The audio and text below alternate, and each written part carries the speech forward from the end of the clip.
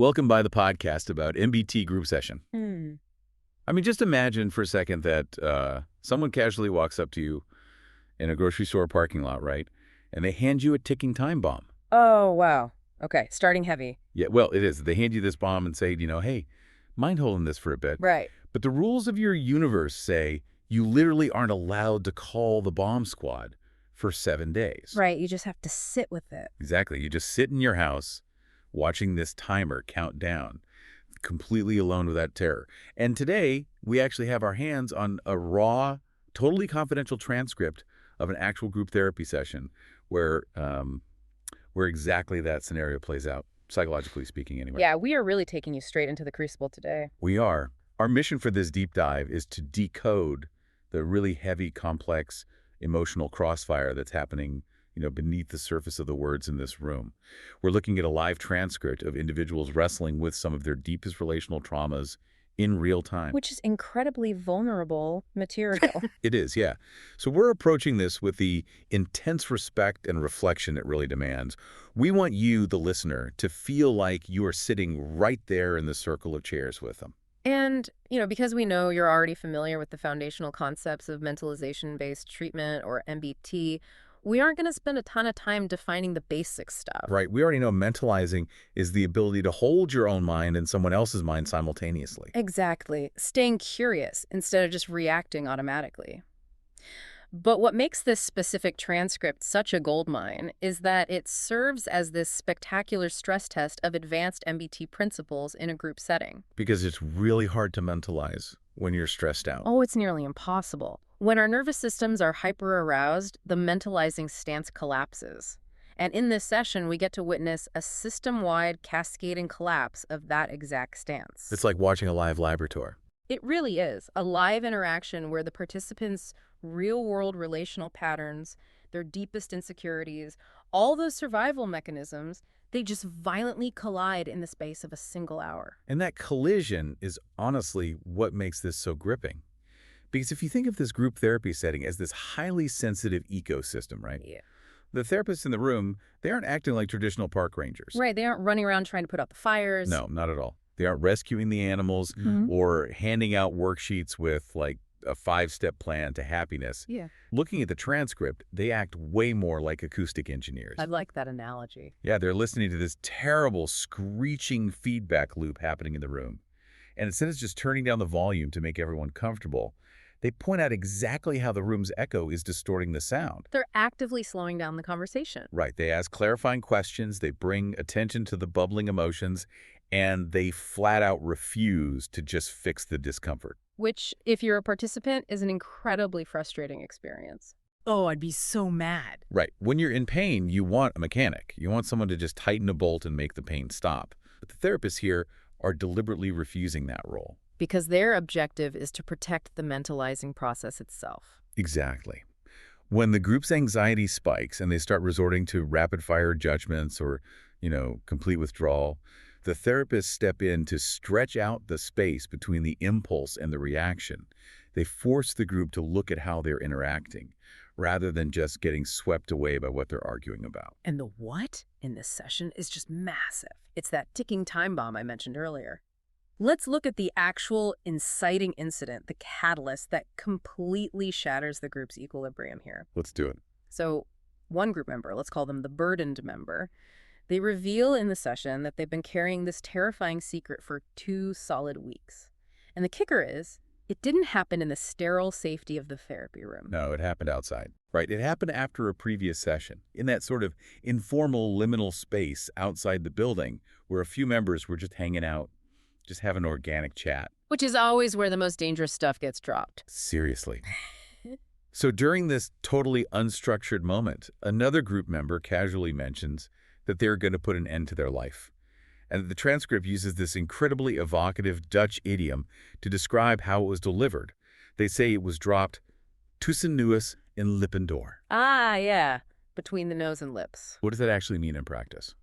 It means something said in passing, nonchalantly, like almost as an afterthought or a total throwaway comment. Right, like you might say, oh, I think it's going to rain later, or I need to go buy milk. Instead, it was, I am going to end my life. Which is just It's devastating. It is.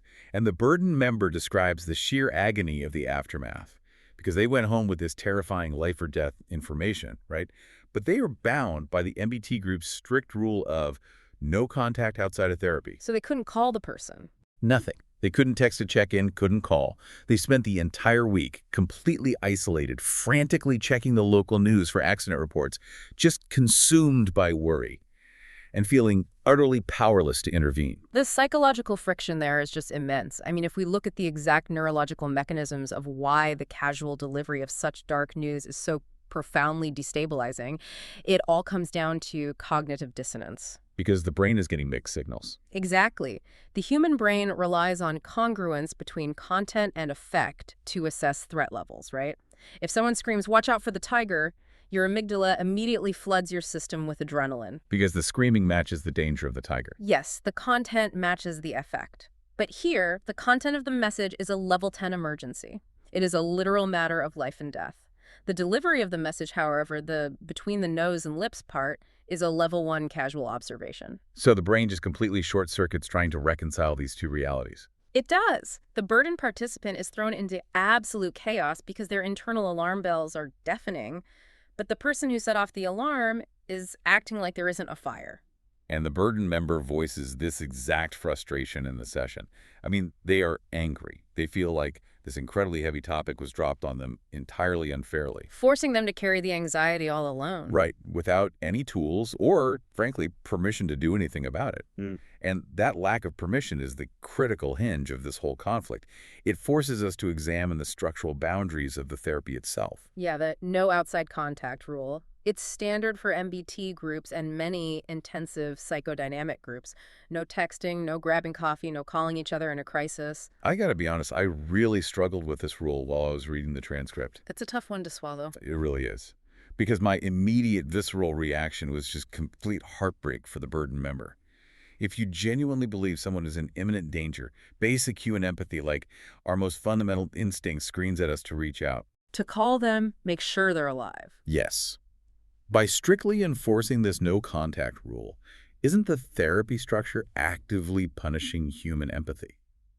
I see why it feels that way. I mean, you're taking a group of people who are trying to heal their relational trauma, and you're telling them, hey, when someone you care about is dying, just ignore them.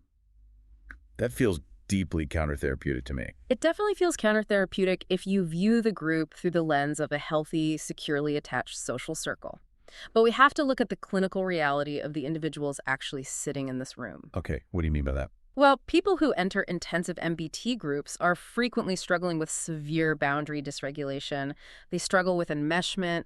Their historical survival strategy often involves totally abandoning their own needs to manage the chaotic emotions of the people around them. Oh, I see. So the empathy isn't always... Right. If you drop the outside contact rule, you aren't actually fostering healthy empathy. You are providing an arena for their most destructive relational patterns to just run wild. Wow. So the empathy isn't actually empathy in this context. It's a trauma response masquerading as care. Precisely. It's compulsory caretaking driven by anxiety, not secure connection. If they are allowed to contact each other outside of the session, the group rapidly devolves into an unregulated crisis center. And the participants aren't equipped for that. Not at all. The most vulnerable, dysregulated members will just constantly broadcast their distress, and the members prone to caretaking will endlessly rush in to rescue them. And the therapists get completely bypassed. The people who actually know how to help. Yes.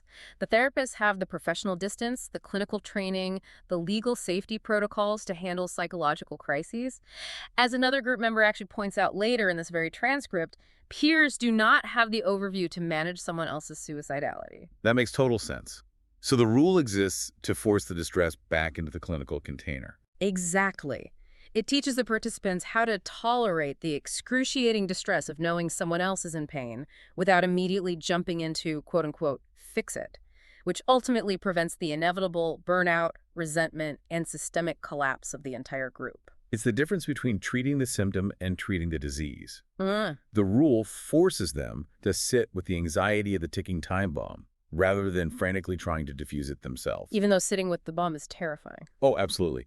Knowing the clinical rationale doesn't make it any less scary for the burdened member. And this is where the transcript just explodes into a million different directions. Because the rest of the group reacts. Right. The burden member is explaining their panic, their anger, their sense of being attacked by this casual disclosure. But the other members in the room, who presumably heard the same comment outside or are just hearing the story unfold now, they have drastically different, entirely contradictory emotional reactions to the exact same event. That fragmentation is the essence of the live laboratory. We're watching a single stimulus hit different internal working models, producing completely clashing perspectives on what just happened. Let's look at the first clashing reaction. So another participant chimes in, and they focus purely on the positive aspect of the suicidal disclosure. The positive aspect. Yeah, they express this genuine, almost radiant gladness that the distressed member felt safe enough to share their dark thoughts with the group. Oh, wow. To this participant, the context totally doesn't matter. It doesn't matter that it was outside the room or that it was said super casually.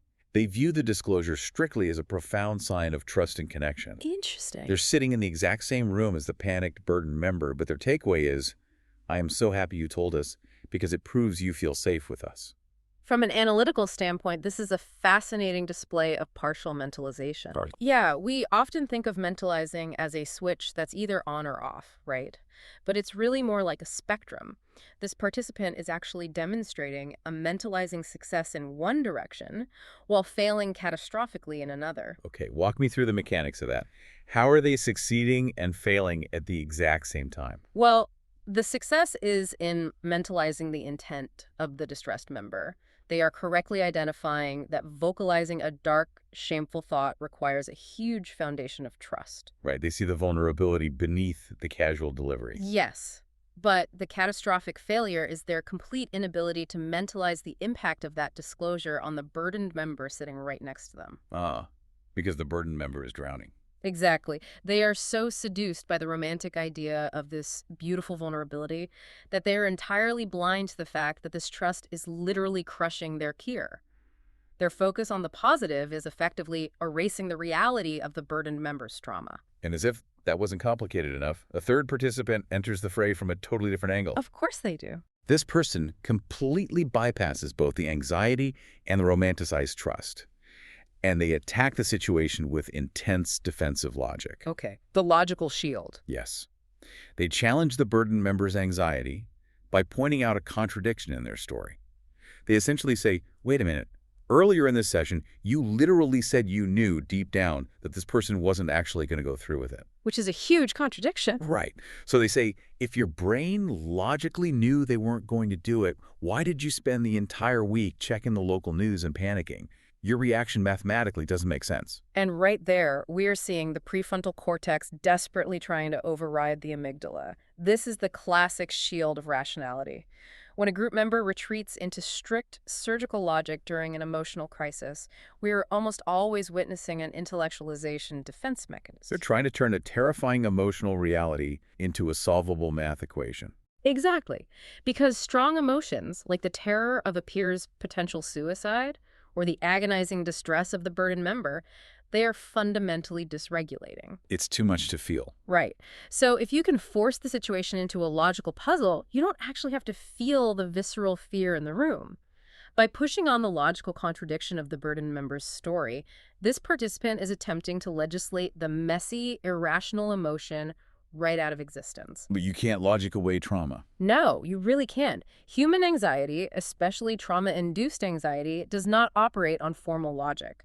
You can intellectually know that a plane is unlikely to crash, but your nervous system can still be in full fight or flight mode during turbulence. Right, your heart is still pounding. Exactly. The logical participant is demanding that the burdened member's nervous system obey the rules of logic, which is a massive mentalizing failure. I want to use a metaphor here, because it feels like driving a car where your windshield is a giant screen projecting your own past traumas and coping mechanisms. That's a great way to picture it. You have the burdened member, whose windshield is showing a massive, inescapable threat. You have the positive member, whose windshield is playing a heartwarming movie about trust and connection. And then you have the logical member, whose windshield is just a spreadsheet of probabilities. And they are all in the exact same car. Right. They're in the same car, looking at the same road, but none of them are actually seeing the road. They're just seeing their own projections. And they're fighting over who has the correct view of the road. Yes. Yeah. So you have the burdened member saying, I am crushed by this weight. You have the positive member saying, what a beautiful gift you were given. And the logical member saying, the weight you are feeling is mathematically incorrect. Which is incredibly invalidating. The invalidation happens with whiplash speed. If I say I'm terrified and someone responds by pointing out the beauty of my terror or the logical fallacy of my terror, they aren't connecting with me. They are just managing their own discomfort. It makes me feel entirely unseen. So true. So as these windshields crash into each other, what do the therapists do? Do they step in? Well, notice what the therapists actively avoid doing here. They do not act as the arbiters of reality.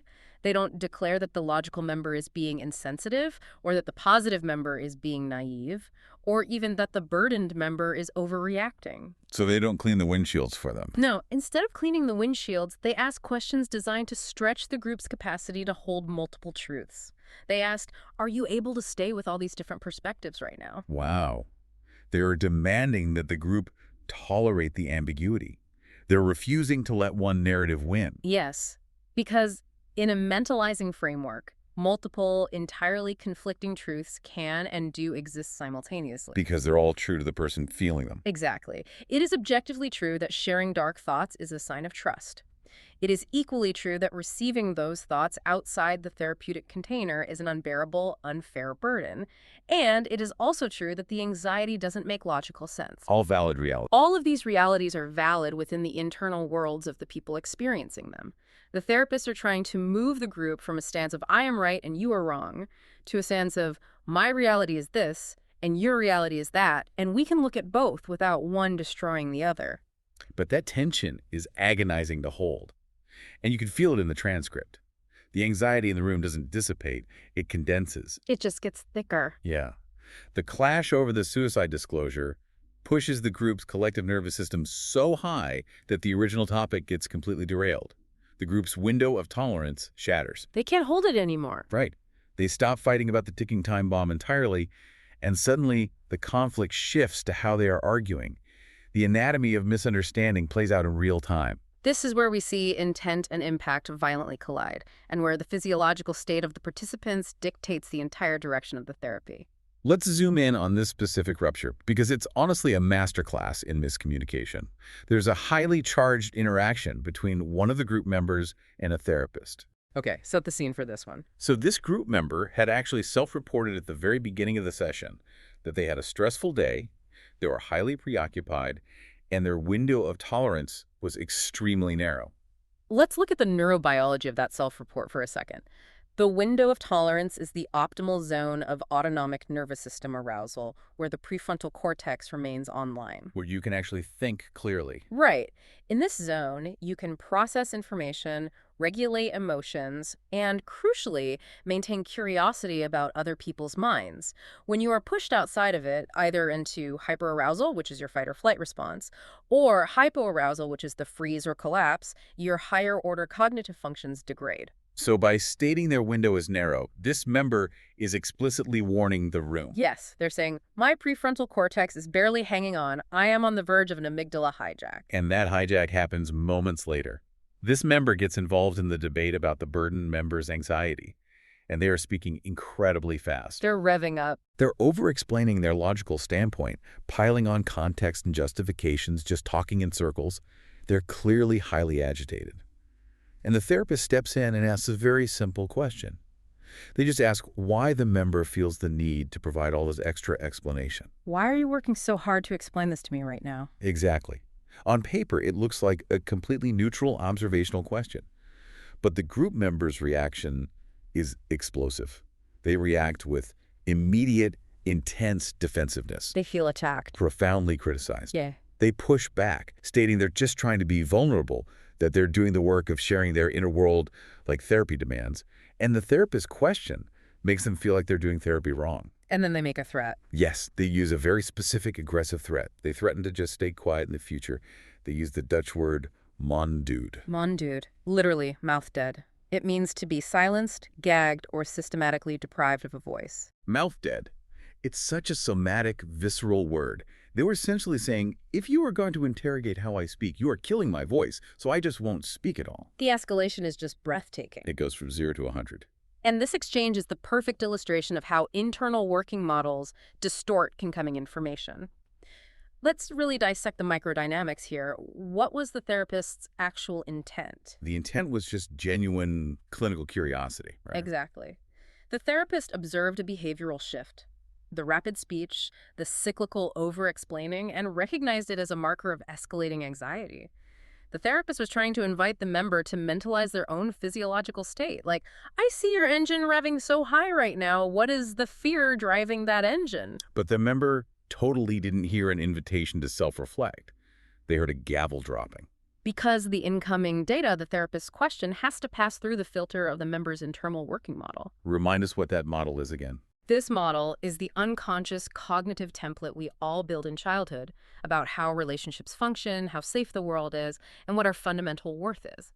For someone with relational trauma, their internal working model often expects criticism, rejection, or invalidation. So twist the question. Exactly. When the therapist asks, "Why are you explaining so much?" the member's trauma filter aggressively translates that neutral curiosity into a hostile reprimand. In their reality, the therapist isn't saying, "Let's explore your anxiety." The therapist is saying, "You are annoying, you are doing this wrong, shut up." Oh, wow. When you have a history of being monded, of having your reality systematically denied by caregivers or abusers, you become hypervigilant to any perceived attempt to silence you again. The tragedy is that the therapist's attempt to connect is processed by the brain as an attack. It's heartbreaking. And what fascinates me is how the therapists handle this complete breakdown in reality testing. Because look, if you or I accidentally trigger a friend like this in normal life, the immediate social instinct is to de-escalate. We backpedal immediately. We say, "Oh my God, no, I'm so sorry you misunderstood me. I didn't mean it like that. Please keep talking." Yeah. We try to repair the rupture by smoothing it over and reassuring them. We try to alleviate their discomfort and, frankly, our own guilt. Right. But the therapists here do none of that. They don't apologize, they don't back away, and crucially, they don't argue back and say, "You're projecting, that's not what I meant." So what do? Instead, they pivot to the meta level. They turn away from the defensive member and look at the rest of the group. They ask the room, "How do the rest of you interpret my question?" This is the genius of the group modality in MBT. The therapist is utilizing the group as a multifaceted mirror. And the reflections in that mirror are totally split. They don't all agree. Not at all. Some members completely validate the defensive member. They say, "Yeah, I heard it exactly like they did. It sounded like a harsh critique, like you were telling them to stop talking." But other members report a completely different experience. What did they hear? They say, "No, I didn't hear a critique at all. I heard genuine, gentle curiosity about what was going on inside them." By surveying the room like that, the therapist introduces epistemic friction. Epistemic friction. Yeah. When a traumatized brain projects negative intent, it feels like absolute objective reality. You attacked me. That is a fact. But when half the room hears an attack and the other half hears compassionate curiosity, it proves to the defensive member that their interpretation is not a universal truth. Just their version of it. Right. It is a subjective, highly filtered experience. It wedges a tiny sliver of doubt into their absolute certainty. The therapist is implicitly saying, "Look, your nervous system told you I was attacking you, but these other nervous systems didn't register an attack. Is it possible your brain is playing a trick on you based on your past?" Okay, I have to push back here for a second because as a layperson reading this, my head was just spinning. Push back. The intellectual sparring is fascinating, sure, but is there a danger that this relentless meta-analysis actually creates the conflict? Absolutely. Well, the guy was just over-explaining. Sometimes a cigar is just a cigar, and someone talking fast is just someone talking fast. If the therapist had just let him finish his thought instead of dissecting how he was talking, wouldn't they have avoided this whole blow-up entirely? Doesn't the therapy itself become the source of the trauma here? That is the most common critique of psychodynamic and mentalization-based therapies, and I'll say it is a completely valid question. She seems like they poked the bear. They did poke the bear. Yes, if the therapist stays quiet, they avoid the fight. But we have to return to the purpose of the laboratory. The goal of this group is not to have a smooth, polite, comfortable conversation. Right. The goal is to surface the dysfunctional, unconscious relational patterns so they can be examined in the light of day. If the therapist just nods and lets him frantically over-explain, the therapist is actively colluding with his defense mechanism. Oh, because the fast talking is a shield. Exactly. They are helping him use intellectualization to avoid feeling his actual anxiety. So the rupture isn't an accident. The rupture is the work. Exactly.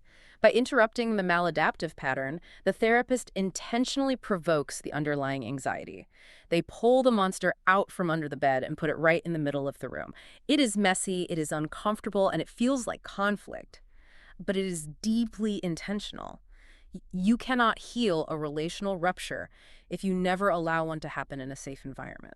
It is intentional, but man, it has severe collateral damage. It really does. Because while all this intellectual sparring and meta-analysis is happening, while they're debating the semantics of curiosity versus critique, the actual human being who was the original subject of the conversation is sitting right there in the crossfire. The person who made the suicidal comment. Yes, the member who expressed the suicidal thoughts outside the room has been sitting in silence this whole time, listening to the group dissect the fallout of their despair. And what we see next is a devastating psychological collapse. The spotlight effect takes over. Let's shift the focus to this member, because in the text, the physical and emotional withdrawal is just palpable. You can almost see them shrinking into their chair. They're shutting down. Completely. They finally speak up, and they express this crushing feeling that they are trapped in a glaring, hostile spotlight.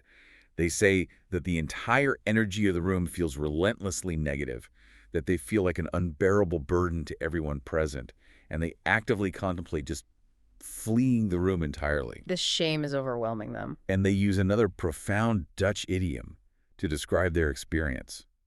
They say they feel like a kiekdoos. A kiekdoos, a viewing box, or a shoebox diorama. Think of a child's shoebox craft, right? Yes. Where you cut a little hole in the front and peer inside at the miniature scene. This member feels like they have been reduced to an object inside a box, and the rest of the group is just pressing their eyes against the hole, staring at them, analyzing them, but not actually interacting with them as a human being. The kiekdoos metaphor is a devastatingly accurate description of clinical dissociation and profound shame.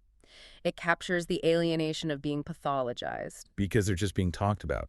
Exactly. When this member sits there, listening to the group debate their actions, debating whether their suicidal disclosure was a beautiful gift of trust or a toxic boundary violation, their ability to mentalize themselves and others completely disintegrates. They can't see the nuance anymore. No, they don't hear a nuanced clinical debate about group dynamics. The shame short-circuits their prefrontal cortex, and they drop into absolute rigid certainty. Everyone thinks I am an attention-seeking monster. Everyone is against me. I am fundamentally toxic, and my pain destroys people. They are completely dehumanized in their own mind. And seeing this catastrophic collapse, the original speaker, the burdened member who brought the issue up in the first place, is suddenly flooded with guilt. Because they caused it, in their eyes. Right. They immediately try to backtrack. They state that their intention was never to put this person in the kiekdoos. They were just trying to honestly share their own struggle with anxiety, to build connection, not to launch an attack. But the damage is done. It is. And when they see the immense damage their honesty has caused, their own defense mechanisms activate. They threaten to adopt a strict all-or-nothing approach. They announce, right then and there, that they will simply never bring up anything difficult in the group ever again. Wow. They basically say, if my attempt at honest connection causes this much agony, the solution is total silence. I'll just shut up forever. We are witnessing a massive collision of primitive defense mechanisms here. On one side, you have the profound shame and withdrawal of the person in the spotlight, who wants to literally disappear. On the other side, you have the all-or-nothing splitting defense of the burdened member. What exactly is splitting? Splitting is when an attempt at connection, which fundamentally is what sharing the anxiety was, results in conflict and pain, and the traumatized brain's immediate protective response is extreme withdrawal. All-or-nothing thinking or splitting is a hallmark of borderline personality organization and severe emotional dysregulation. So it's black and white. It is the core belief that relationships are entirely binary. If an interaction isn't perfectly harmonious and mutually validating, it must be completely severed. The brain literally cannot tolerate the distress of a messy middle ground. It's emotional whiplash. We went from, I need to share this heavy burden, to, I will never speak again, in the span of like 20 minutes. It moves so fast. But how do the therapists navigate this systemic crash? The room is essentially burning down. The suicidal member is dissociating in the kiekdoos, and the burdened member is barricading the door. The therapists do something highly structured here. They don't panic, and they don't try to rapidly fix the despair. Was their first move? First, they validate the unbearable dilemma that the group is currently stuck in. They explicitly name the tightrope they're walking. They say something like, if we push forward and keep dissecting this dynamic, we risk completely overwhelming the person in the spotlight and pushing them out of the room. But if we back off, But if we back off, drop the subject, and politely move on, we leave them completely alone with their dark thoughts, which secretly reinforces their core belief that they are too toxic for us to handle. wow. By naming the dilemma out loud, the therapists show the group that they aren't lost. They're just in a very difficult, very real human predicament. They frame the chaos as part of the process rather than a failure of the process. That's brilliant. And then they push back against the burdened members' all or nothing threat in a way that I found incredibly powerful. They refuse to accept the binary. The 50% solution, right? Yes. The therapist actively invites the frustrated, burdened member into what they call the gray area. They say, in essence, you don't have to choose between vomiting all your feelings onto the group or taking a vow of silence. What does a 50% solution look like? So they're demanding nuance. The 50% solution is a direct intervention against splitting. It forces the prefrontal cortex back online. The therapist is modeling a fundamental truth of secure attachment. Relationships do not have to be perfect to be functional, and ruptures do not require abandonment. You can be mad at someone and still be in a relationship with them. Exactly. You can tell someone that their actions hurt you without demanding that the relationship end. You can be angry at someone and still care about their well-being. The gray area is the only place where true mentalizing can occur because human beings are inherently gray. But the tragic irony of this entire sequence is just staggering to me. If you take a step back and look at the overarching narrative of this hour, we have a room full of people who, at their core, care deeply about each other. They really do. They want to connect. They are spending years of their lives in this room trying to learn how to connect. One person expresses immense, life-threatening pain. Another person expresses immense, agonizing worry about that pain. Both of them are desperately trying to communicate their internal reality. And somehow, through the faulty, trauma-filtered mechanics of human communication, they both end up feeling completely isolated, violently attacked, and entirely misunderstood.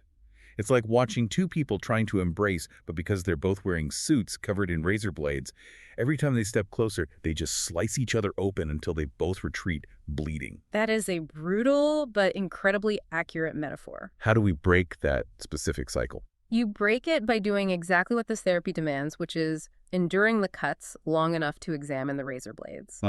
You have to pause the action, look at the blood, and ask, how did that happen? I thought I was hugging you, but you felt a blade. Where's the blade coming from? It requires a massive tolerance for the discomfort of being misunderstood. You have to sit in the misunderstanding. Until you can untangle the intent from the impact.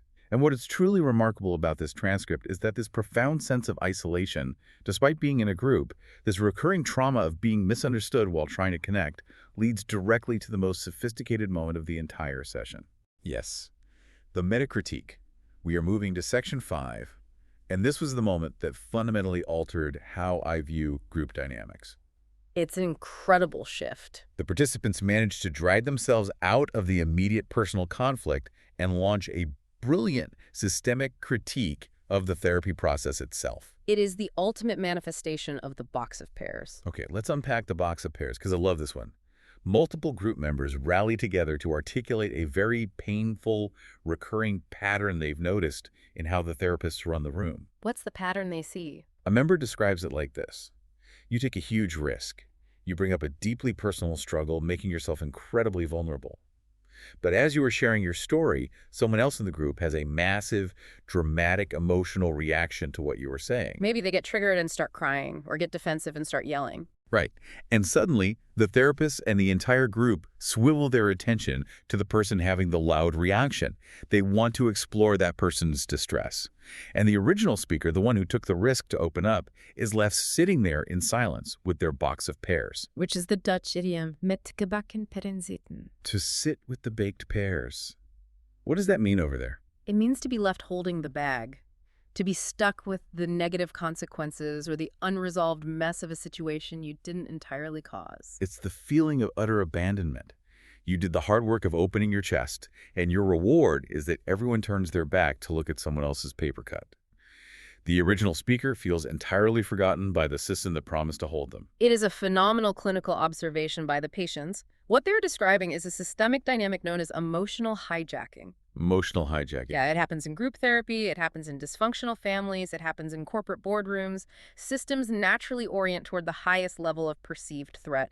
The loudest emotional distress acts like a siren. So it pulls focus. If you are calmly, vulnerably explaining that you feel lonely, but someone across the room starts screaming in defensive rage, the psychological energy of the room will inevitably flow toward the screaming person because the screaming is an immediate threat to the room's stability. But the systemic cost of managing that threat is the absolute betrayal of the original speaker. Precisely. The system stabilizes itself by sacrificing the person who is quietly vulnerable. And we have to pause and recognize the immense psychological courage it takes for these participants who just spent 45 minutes locked in a chaotic trauma response to formulate this critique and deliver it directly to the authority figures in the room. It's so brave. They're looking at the therapist and saying, the way you manage the mechanics of this group is actively re-traumatizing us. This proves that the group is actually functioning at a remarkably high level of mentalization. They're seeing the matrix. They are. They are able to step outside their own subjective pain, observe the systemic pattern of the room, and mentalize the flaws in the therapeutic structure itself. It's like they paused the play to critique the director's staging. So how do the therapists handle being called out like this? Do they get defensive? Do they retreat into clinical jargon to explain why the patients just don't understand the brilliance of their method? A lesser therapist definitely would. But these therapists handle the critique with masterful humility. They do not defend their methods. They do not rationalize the abandonment. They just listen. They validate the critique completely. They openly admit to the group that it is a constant, agonizing struggle to balance the competing needs of the room. On one hand, MBT requires them to explore the group's real-time reactions to deepen the interpersonal work. Right. But on the other hand, they know they must ensure the original speaker feels heard, held, and resolved. The therapists explicitly confess that they often fail at this balance. They praise the group for voicing this painful dynamic, modeling that authority figures can accept criticism without retaliating. It's profound. I mean, if we connect this to the overarching mission of the deep dive, isn't this exact moment what MBT is fundamentally trying to achieve? Absolutely. The ability to step back from the blinding heat of the emotion and say, wait, look at the pattern of what we are doing to each other right now. You've isolated the exact mechanism of change. That meta-awareness is the entire goal of the treatment. The fact that the group members can collectively articulate the box of pairs dynamic means they are no longer just blind, reactive participants being tossed around by the storm of their trauma. They can see the storm. They are becoming conscious observers of their own weather patterns. And once you can observe the pattern, once you can name the dynamic that is hurting you, you have the power to stop participating in it. It's an incredible evolution within a single hour. And, as we begin to wrap up this analysis, it strikes me how the transcript actually ends. It doesn't end like a movie. No, it's not wrapped up perfectly. There is no neat bow. Everyone doesn't stand up, hug, and declare themselves cured of their relational trauma. It ends with a lingering, heavy, but strangely productive tension. It ends with the reality of unresolved, messy human connection. Because real therapeutic work, much like real life, rarely ends with a neat bow.